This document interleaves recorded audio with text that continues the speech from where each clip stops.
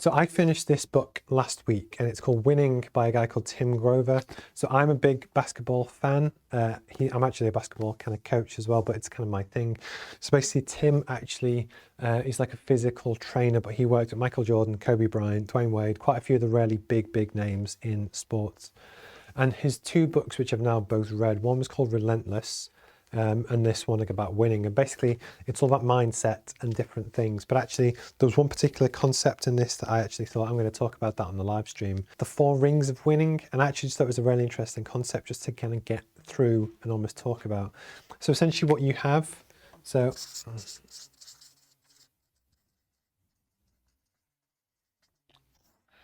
successful people often have a lot of things in common. People always think, oh, are they just lucky? And I must admit, some people are. But often, I think it was a chat I had yesterday, was actually you kind of create your own luck. And what was interesting just within the book is almost talking about how actually if you want to be really successful and achieve your goals, there's certain things that you really want to try and push on and do. So the first one, fix my page, is to do with talent. And basically everyone has some form of talent. They might be talented at different things, but actually it's really important to understand that almost everyone has some sort of skill and stuff that they can use. But then if you're trying to evolve that through, and obviously we're going to gradually work up to almost like your top 1-2% of people that really kind of achieve and succeed. What those people also have is intelligence.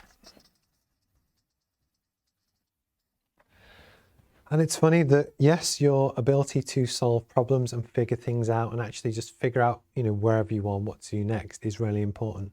But almost that's a given. And like even when I was doing my PhD, you get so many people that actually are very talented and they're obviously very smart people, but they actually miss the last 2 things, which actually I almost think are really important. The next one is actually to do with competitiveness. So again, if you have all the talent in the world, you're really smart, you're even competitive, or actually, you want to beat other people and you want to create the best business in the world, or you want to create a charity which helps 1 million people, or whatever it is that you want to do. These things all help, and actually it's really important, and these are all things that you kind of need. But the one thing which is the real key to it, which I think a lot of people give up, is right in the middle.